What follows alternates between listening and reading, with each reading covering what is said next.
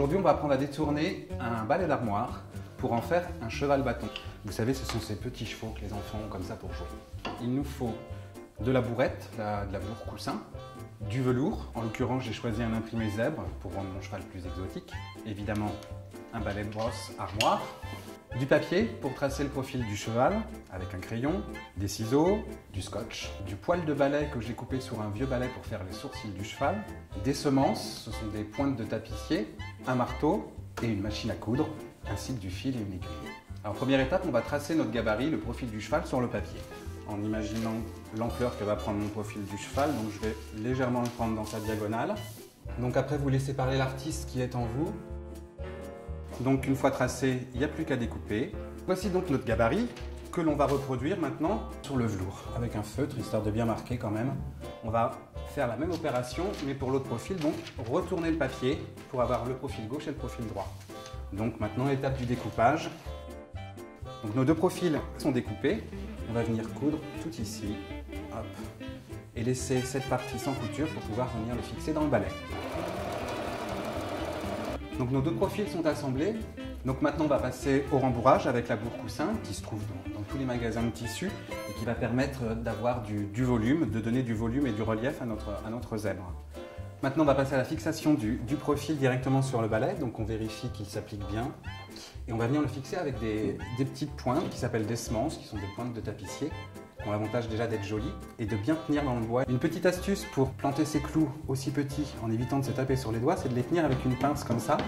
Donc commencez par en planter de façon assez large, après il sera toujours plus facile de venir en mettre entre. Donc avant de finir vraiment tout un côté, on va passer à l'autre côté et on finira vraiment les extrémités à la fin. Donc on va s'occuper des extrémités maintenant. On commence par le haut, le cou. Donc notre zèbre commence à prendre figure, il lui manque quand même cependant les oreilles.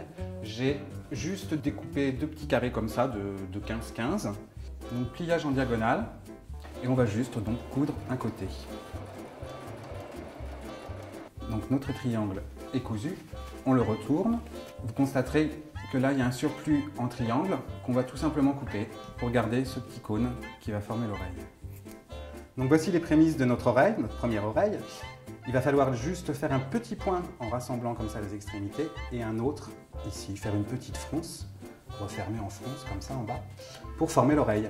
Donc on va juste les coudre ici en faisant un petit point avec un fil et une aiguille et les placer de chaque côté. Donc c'est parti pour la couture à la main. Donc pour la deuxième oreille, même procédé. Un zèbre sans œil, ce ne serait pas un zèbre. Donc pour ça, j'ai utilisé un bouton, un joli bouton assez gros.